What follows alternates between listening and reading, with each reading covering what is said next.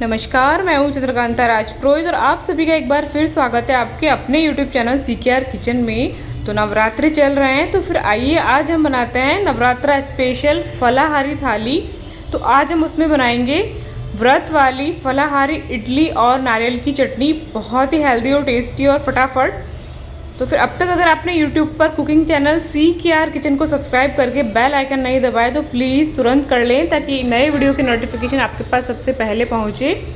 तो यहाँ पे मैंने 1 कप समा लिया था, जिसको कहीं पे भगर भी कहा जाता है, कहीं सामक कहते हैं, कहीं सामा कहते हैं, तो कहीं व्रत वाले चावल भी कहा जाता है। अलग अलग जगह पे अलग अलग नाम से जाना जाता है। और ये लिया है 1/4 कप साबूदाना।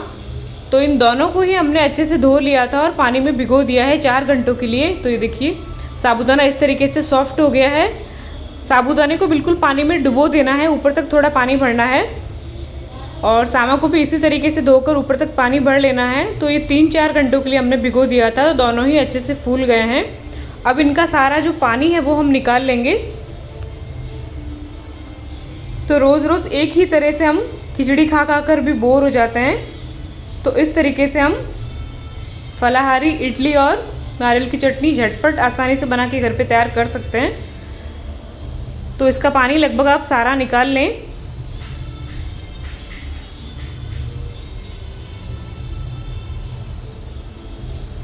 तो यहाँ पे इसमें थोड़ा सा जल्दबाजी में थोड़ी सी मात्रा में इसमें पानी रह गया था, तो उस रीजन से जो बैटर है वो भी थोड़ा सा हल्का सा लूज़ रह गया था। तो यहाँ पे मुझे इसको प्रिपेयर करने की काफ़ी जल्दी थी, तो मैं ये सारा काम जल्दबाजी में कर रही थी। और अक्सर जल्दबाजी में थोड़ी सी मिस्टेक्स तो हो ही जाती है। तो आप चाहें तो किसी छलनी में डाल के भी सारा पानी निकाल लें, क्योंकि सारी चीज़ों को हम मेज़रमेंट के अकॉर्डिंग लेंगे। तो उसके हिसाब से अगर इसमें थोड़ा भी 2-4 चम्मच पानी है तो उसकी वजह से फिर वो बैटर हमारा लूज़ हो जाता है। तो ये देखिए, तो पानी हमने निकाल लिया है। अब हमने मिक्सी का जार लिया है और ये सामा और साबूदाना को हम मिक्सी के जार में ऐड करेंगे।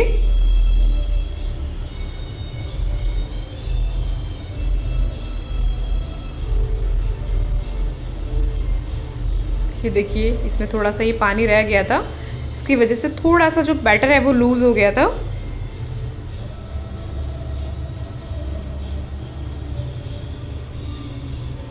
तो ये हमने सामा और साबूदाना को इसमें ऐड कर दिया है मिक्सी के जार में। तो 1 कप हमने समा राइस लिए थे और 1/4 कप साबूदाना, तो उसके हिसाब से हमें यहाँ पे आधा कप ताज़ा दही लेना है। यहाँ खट्टा दही आपको नहीं लेना है, फ्रेश ले, हल्का सा खट्टा होगा तो चलेगा।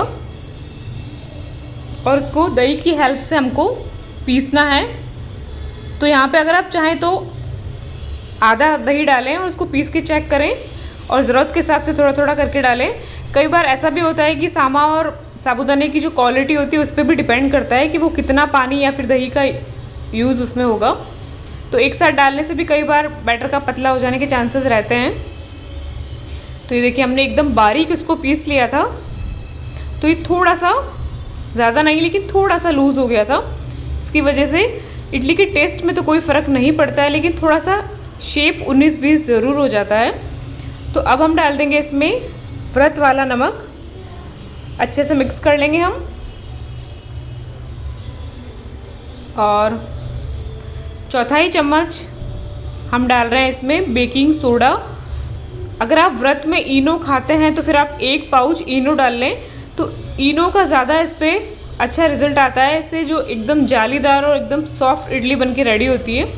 मीठे सोडे से थोड़ा सा, इतना ज़्यादा स्पॉन्जी या जालीदार ये नहीं होती है, लेकिन व्रत में हम इनो नहीं खाते हैं, इसलिए मैंने यहाँ पे मीठा सोडा ही यूज़ किया है।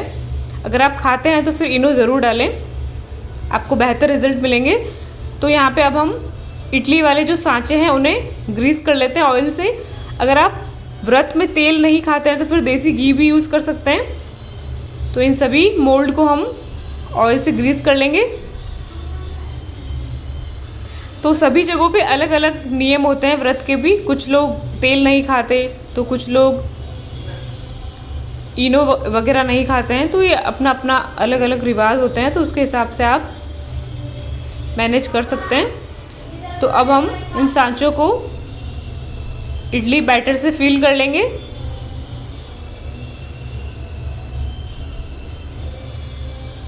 देखिए हमने सारा रेडी कर लिया है और इधर स्टीमर में पानी भी हमारा उबल के तैयार हो गया है। तो बस इन इडली के सांचों को हम इसमें शिफ्ट कर देंगे। पानी एकदम उबल चुका है तो अब इसको हम ट्रांसफ़र कर लेते हैं। तो मीठा सोडा डालते ही आपको तुरंत मिक्स करके और इडली को सांचों में डाल देना है, बहुत ज़्यादा बाहर नहीं रखना है। इनो या फिर मीठा सोडा डालने के बाद में फिर वो अच्छे से वर्क नहीं करता और इडली अच्छे से फूलती नहीं है। और इसको हमने शिफ्ट कर दिया। अब इसको तुरंत ढक देंगे और हाई फ्लेम पर 10-12 मिनट के लिए इसको पकने देंगे। और ये स्टीम हो रही तब तक हम नारियल की चटनी बना लेते हैं। तो ये देखिए जो सूखा खोपरा होता है उसको मैंने छोटे छोटे टुकड़ों में करके 3-4 घंटों के लिए पानी में भिगो दिया था। और फिर जो इसका ये ब्लैक वाला जो छिलका होता है ना, इसको धार वाले चाकू से हमने ऊपर से उतार दिया था। इससे टेस्ट में तो ज़्यादा फ़र्क नहीं पड़ता है, लेकिन चटनी दिखने में अच्छी वाइट दिखेगी। अगर आप ये छिलका नहीं निकालेंगे तो फिर चटनी थोड़ी ब्लैक ब्लैक दिखती है, इसलिए मैंने निकाल दिया था। तो आप चाहें तो जो पानी वाला फ्रेश नारियल आता है ना, उससे भी बना सकते हैं, लेकिन हर वक्त हमारे घर में अवेलेबल नहीं होता है, इसलिए मैंने सूखे खोपरे को 3-4 घंटे भिगो दिया है। तो ये बिल्कुल ताज़े नारियल की चटनी जैसा ही आपको स्वाद देगा। आप जिसे भी खिलाएंगे ना तो वो पहचान नहीं पाएगा कि आपने इससे सूखे खोपरे से बनाया है। ये देखिए अच्छे से फूल गई है, सॉफ्ट हो गई, तो बहुत इजीली कट रहा है। देखिए नारियल के पीसेस तो थोड़ा छोटे छोटे कर लेंगे ताकि मिक्सी में आराम से ये पिस जाए। तो ये तैयार है, तो इसको हम मिक्सी के जार में डाल देंगे।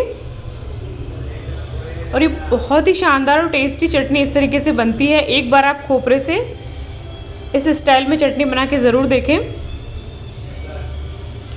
तो ये हमने भिगे हुए खोपरे के सारे पीसेस को जार में डाल दिया है।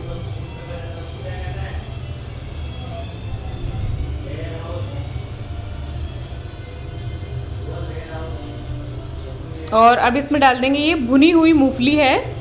इसको तवे में या पैन में हमने हल्का सा भुन लिया है 10 मिनट 5 मिनट के लिए।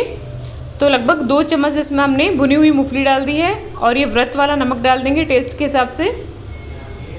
और थोड़ा सा ताज़ा हरा धनिया डाल देंगे टुकड़े करके, बहुत ही अच्छी खुशबू आती है हरे धनिया की।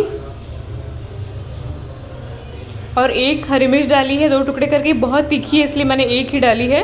अगर आप ज़्यादा स्पाइसी खाते हैं तो थोड़ा ज़्यादा कर सकते हैं। अब थोड़ा पानी डालेंगे इसमें, और जितना आपको चटनी पतली या गाढ़ी पसंद है ना, उसके हिसाब से आप पानी डाल के उसको अच्छे से पीस लें। तो एक बार कम पानी डाला है, 1-2 बार पीस के मैं ज़रूरत के हिसाब से और पानी मिला के इसको 2-3 बार पीस लूँगी। तो ये देखिए मैंने इसकी ये कंसिस्टेंसी रखी है, ना गाढ़ी ना पतली। कुछ लोग इससे भी ज़्यादा पतली करते हैं, तो वो आपकी अपनी चॉइस है। तो अब इसमें लगाएंगे हम एक तड़का। ये देखिए बहुत ही शानदार और टेस्टी है ये। तो अब इसकी तड़के की तैयारी कर लेते हैं। तो यहाँ पे देखिए 10-12 मिनट हो गए हैं। तो ये हमारी इडली भी एकदम अच्छे से स्टीम हो गई है।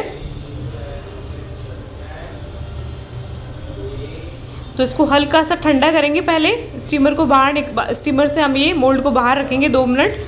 हल्का ठंडा होने के बाद में आप इडली को डीमोल्ड करें, वरना फिर जो गरम गरम आप इडली निकालेंगे तो फिर वो टूट जाएगी। चाहे आप किसी भी चीज़ की इडली बना रहे हैं, सूजी की बना रहे हैं, चावल की बना रहे हैं, किसी भी इडली को पहले थोड़ा सा ठंडा करें, फिर आप उसको डीमोल्ड करें। तो देखिए बिल्कुल ऐसी परफेक्ट निकलेगी। ये देखिए एकदम जालीदार है और एकदम सॉफ्ट भी है, लेकिन बहुत ज़्यादा ये जैसी नॉर्मली फूलनी चाहिए ना, उतनी ज़्यादा ये नहीं फूलती अगर आप मीठा सोडा डालेंगे तो। अगर आपको इससे भी ज़्यादा अच्छी फूली हुई चाहिए तो फिर आपको इनो का यूज़ करना पड़ेगा। तो आप व्रत में अगर इनो खाते हैं तो फिर आप इनो ही डालें। ये देखिए एकदम परफेक्ट आराम से निकल रही है। और जिसे भी आप खिलाएंगे ना, बिल्कुल आपकी तारीफ़ ही होने वाली है। और व्रत में इडली खाकर कौन खुश नहीं होगा भला।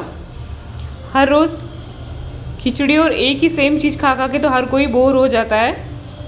ये देखिए अंदर से भी एकदम जालीदार है, सॉफ्ट है। तो आइए फिर अब हम तड़का लगा देते हैं फटाफट से चटनी में। तो यहाँ एक पैन हमने लिया है, और आप अगर तेल नहीं खाते हैं ना व्रत में, तो देसी घी में भी तड़का लगा सकते हैं। मैं यहाँ पे तेल का ही यूज़ कर रही हूँ। 2 चम्मच मैंने ऑयल लिया है मूंगफली का। इसको हम गरम कर लेते हैं। और इस तड़के में राई की मात्रा थोड़ी अच्छी क्वांटिटी में होती है। मेन इसमें कड़ी पत्ता और राई का ही अरोमा होता है चटनी में। तो ये देखिए लगभग आधे चम्मच से थोड़ी सी ज़्यादा ही हमने इसमें राई डाल दी है। अच्छे से राई को आप तड़कने दें, वरना फिर कड़वा फ्लेवर आता है। अच्छे से राई पकनी ज़रूरी है। फ्लेम स्लो कर लें। अब डाल देंगे ताज़े कड़ी पत्ता। तो इस चटनी में तड़का लगाने के लिए आप बिल्कुल फ्रेश कड़ी पत्ते का यूज़ करेंगे ना तो बहुत ही अच्छा टेस्ट आएगा। गैस हमने बंद कर दिया है और ये देखिए चटनी में हम लगा देते हैं तड़का। अगर आप व्रत में हींग खाते हैं तो चुटकी भर हींग भी डाल सकते हैं इसमें। हम लोग व्रत में हींग भी नहीं खाते हैं, इसलिए नहीं डाला है मैंने, क्योंकि कई बार हींग में भी कुछ मिलावट होती है। तो कुछ अनाज का अगर कुछ हिस्सा हो तो फिर हमारा व्रत खंडित भी हो सकता है। तो ये देखिए हमने नारियल की चटनी में शानदार वाला तड़का लगा दिया है। और एक बार आप ही चटनी खा लेंगे ना, बिल्कुल इसके फ़ैन हो जाएंगे, बिल्कुल गारंटी है मेरी। तो आइए व्रत वाली थाली लगा लेते हैं। तो ये चटनी हमने सर्व कर दी है और ये हमारी गर्मा गर्म व्रत वाली स्पेशल इडली। तो ये देखिए बहुत ही आसानी से और फटाफट हमने घर की ही सामग्री से व्रत स्पेशल इडली और चटनी की थाली बना के रेडी कर ली है। तो लाइक शेयर ज़रूर करें। फिर मिलेंगे नई रेसिपी।